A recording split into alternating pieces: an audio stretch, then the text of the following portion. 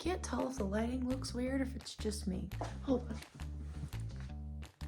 That seems too bright. It's like a spotlight on my back. No. Hello everyone and welcome back to my channel, or welcome to my channel if you are new here. Hi, my name is Liz and today we are gonna do another really fun video. I have more ARCs that I want to share, and I know getting into the holiday season people are wanting to pre-order and things. I have some very exciting ARCs, some that I've heard of and some I haven't heard of, and I just want to talk about them. I can just help you add more things to your list of books that you need to buy / read. Without further ado, let's get into the video. So I'm gonna do this video very similar to the last ARCs book talk that we did, and I'm gonna go by dates. So like what is closest to present day, and then as it gets further out. So I think the range of books that I currently have goes from February to June.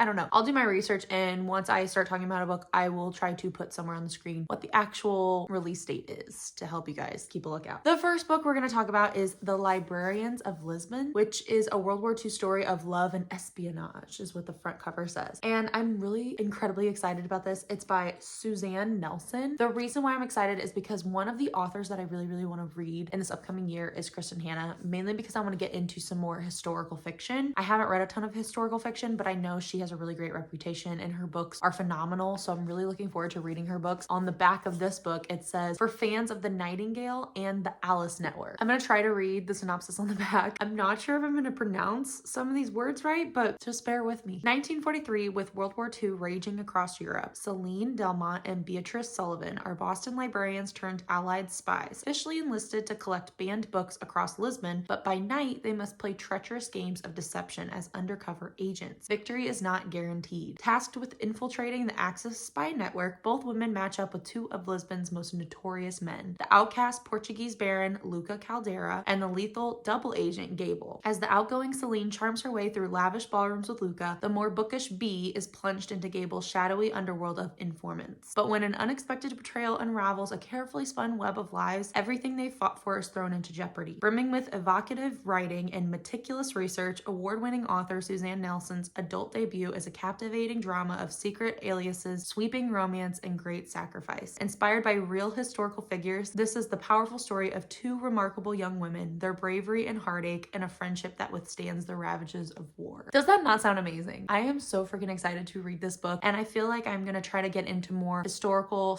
/ literary fiction this upcoming year, so this fits right in with that goal. Next up, we have The Scorpion Queen by Mina Fears. So it says on the back, Uprooted meets Children of Blood and Bone in this dark fantasy inspired by a Malian fairy tale about a disgraced girl who must serve a princess whose suitors are challenged to gruesome and impossible trials. You know I love scary trials in my fantasy books. Deep within the imperial palace of Timbuktu, Amy has suffered a devastating loss. Once the daughter of a prosperous salt merchant, Amy's life was cruelly overturned in a matter of months. At 16, Amy now finds herself disinherited, framed for a scandalous crime, and forced to serve Princess Miriam of Mali. Her father, Emperor Suleiman, has created a series of impossible trials for his daughter's suitors. When they fail, he publicly boils them alive, littering Miriam's path to marriage with 99 corpses. At first, Amy's life at court is drudgery. The chores are difficult, the servants despise her, and Princess Miriam is prone to mood swings. But the more she learns about the princess's circumstances, the closer the two girls become. Amy and her intended Cater plan to escape Timbuktu and make a new life far away from the shadow of death that has fallen upon the emperor's court. But she finds herself increasingly drawn to the princess in ways she doesn't understand. When a mysterious discovery forces her hand, she must choose between fleeing with the boy she loves or helping the princess to end the trials forever. I think we know which thing she's gonna choose. Amy will need to draw on all of her strength and courage to make the perilous journey through the desert to seek the aid of an exiled god in a final desperate attempt to take charge of her own destiny. Next up, we have Back After This by Linda Holmes. This is the same author of Evie Drake Starts Over. I have not read that one, but I think that one is really well known, or a lot of people enjoyed that one. Podcast producer agrees to host a new series about modern dating, but will the show jeopardize her chance at finding real love? You know, this kind of sounds like The True Love Experiment by Christina Lauren. Cicely Foster, wait, do you pronounce that Cicely? Cecily? I don't know. Loves to make podcasts. She fiercely protects her colleagues, dearly adores her friends, and never misses dinner with her sister. But after a disastrous relationship with a colleague who stole her heart and her ideas, she's put romantic love on hold. When the boss who's disappointed her again and again finally offers her a chance to host her own show, she wants to be thrilled. But there's a catch. Actually, two catches. First, the show will be about Cecily's dating life. And second, she has to follow the guidance of influencer and newly minted relationship coach Eliza Cassidy, whose relentlessly upbeat attitude seems ready-made for social media, not real life. Cecily would rather do anything other than put her singledom on display or take advice from the internet. But when her boss hints that doing the show is the only way to protect a friend's job, she realizes she has no choice. To make matters more complicated, once she's committed to go on 20 blind dates of Eliza's choosing, Cecily finds herself unable to stop thinking about Will, a photographer she helped to rescue a very big and very lovable lost dog. Even though there are sparks between the two, Will's own path is uncertain, and Eliza's skeptical comments about Cecily's decision-making aren't helping. On the one hand, Will seems great, but on the other hand, don't they all? As Cecily struggles to balance the life she truly desires and the one Eliza wants to create for her, she finds herself at a crossroads. Can Cecily sort through all the advice and find a way to do what she loves without losing herself in the process? That sounds really freaking cute. Also, I'm pretty sure I said her name like different every single time I said it. I apologize to anybody out there who has this name. I am not great at pronouncing names. We all know that by now. Now, this one was kind of a surprise, but it sounds really freaking cute, and I'm actually really excited to read it. And that is Murder Strikes a Chord by Heather Weidner. First of all, this cover. The dog, I can't. I can't. This is the reason why I really want to read this. It says, Veronica Mars meets the Golden Girls as event planner Cassidy Jameson and her 4 60-year-old employees race to solve a rocker's murder before the curtains close on their show and their business. It's about 4 60-year-old women and our main character trying to solve a murder. Sounds hilarious. When Cassidy Jameson inherited her late grandmother's event planning business, she also inherited her grandmother's friends, 4 60-year-old women known around town as the Pearly Girls, as part-time employees. Now Cassidy barely has time to breathe between spending every waking hour trying to keep her business afloat and the Pearly Girls out of trouble and focused on event planning. So when she lands a 3-weekend event complete with a chart-topping band, she's thrilled, until she and her Chihuahua mix Elvis find the body of the Weatherman's lead singer in her venue's koi pond. With the help of the not-so-helpful Pearly Girls, Cassidy must stave off the bad publicity, navigate the prying questions of the local police department, and solve the murder before the media frenzy shutters her business for good and takes one of the Pearly Girls with it. It sounds so cute, and it looks like it's very short. It's a little over 200 pages, so this is gonna be a really fun read, but I might honestly read this sometime in the winter because it just sounds like such a cute little murder mystery. Next, we have a fantasy book, which I'm freaking excited to read because I saw the cover of the book and it's gonna have sprayed edges and it looks so pretty. I'll probably buy the actual book when it comes out. That book is Firebird by Juliet Cross. I know it looks kind of strange, but the little subtitle on the cover says, "It is said that no one can defeat dragons." It's a fantasy that has dragons in it. You know I'm gonna read it. You know I'm gonna read it, and you know I'm probably gonna enjoy it. The little blurb at the top says, "House of the Dragon meets From Blood and Ash in this epic, fiery, dark romantasy."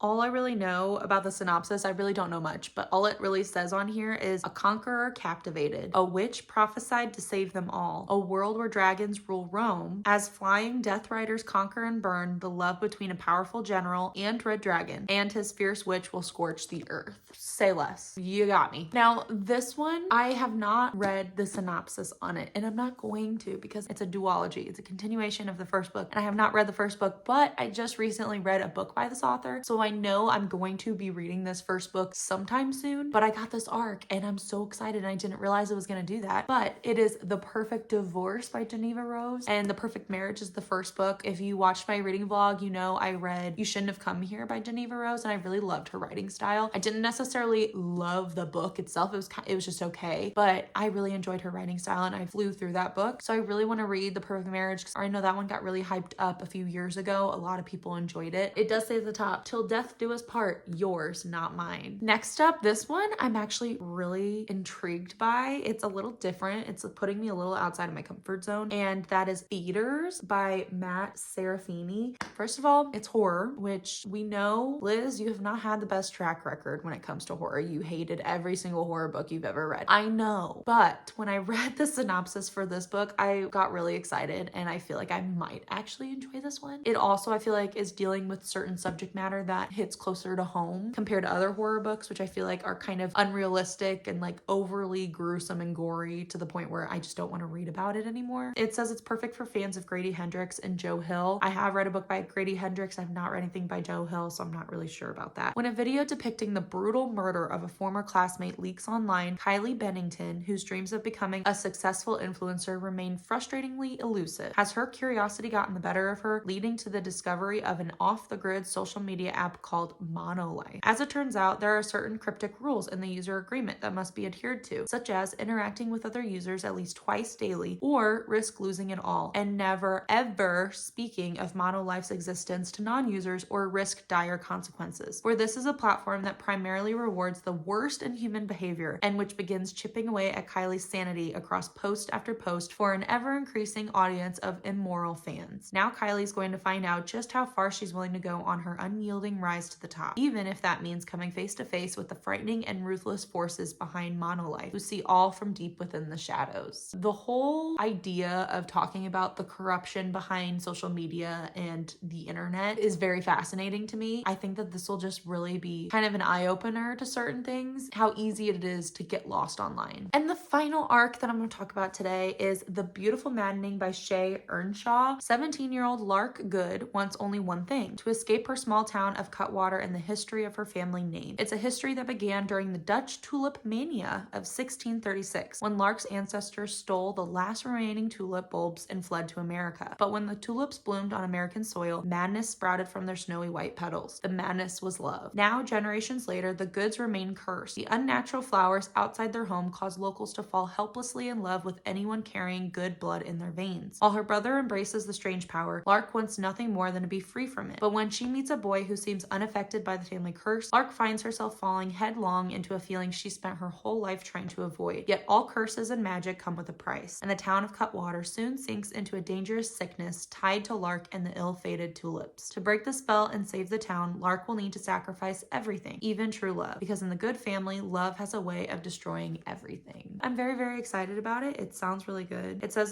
this is the same author of Long Live the Pumpkin Queen, which I've not read, but this sounds like a really good read for like next fall. Just more books that you guys get to go out and buy and read so we can talk about them. You're welcome. And that is it for today's video. I hope you guys enjoyed. Hopefully this video gave you some new books to look forward to. Maybe it opened your eyes to some new books that are coming out next year and things to add to your list. Thank you guys so much for watching, and I will see you in my next video. Happy reading. Bye.